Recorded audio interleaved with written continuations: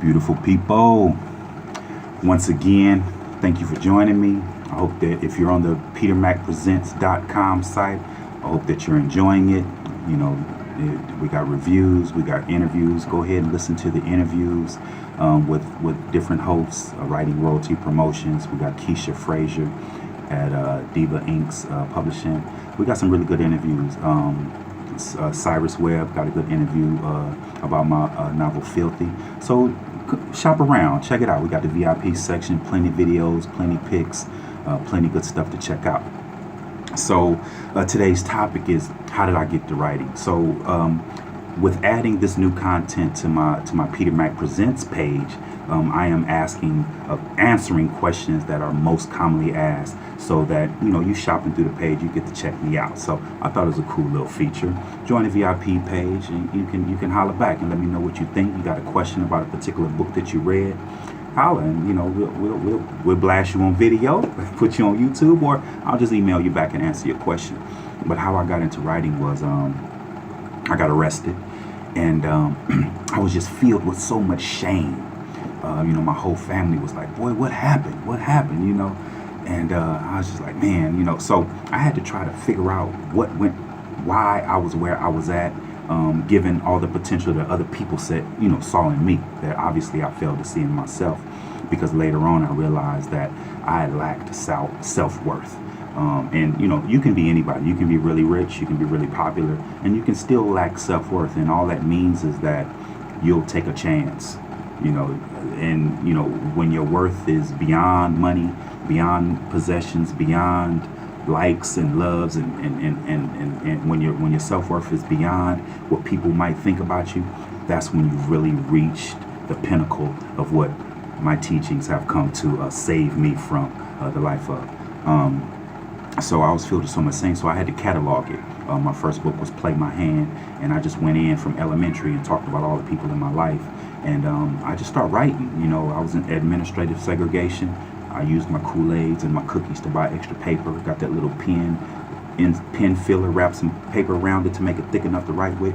Wrote Hootsuite, and I just had to erase that shame, and at the same time, with my first writings, people were telling me, you got a voice, and you got a unique style.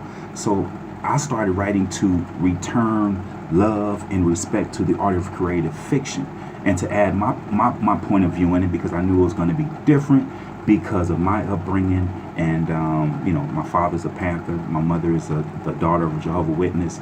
I played both sides of the fence. Went to college, played football, basketball, and just kind of had moved around a lot, kind of had a varied education, and it's reflected in my writing. And so and to be able to write about life, and to be able to put some deeper levels of conscious thought in there, some social trending topics, and address those in an objective way.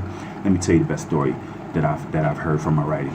It's from Filthy, my personal memoir based on my 1984 upbringing in Los Angeles, where I learned how to sell dope. I had to move from my mom's house to my grandmama's house, and over here, all of my uncles were selling dope. My Uncle Aurel had the Rolls Royce. He's in the book. Spank, Priest, Kurt just got out the pen, taught me how to sell dope. And before long, my summer went from riding bikes and boxing in the street to selling dope and having sex with grown women and hanging out in crack spots with prostitutes and dope fiends. So this is at 14. So the lady told me, she says, reading your book, she was a white lady, and her son was maybe 15, my age, and the book allowed him to see how good he had it. He didn't have to do what I did. And she said, your book Filthy saved my son's life.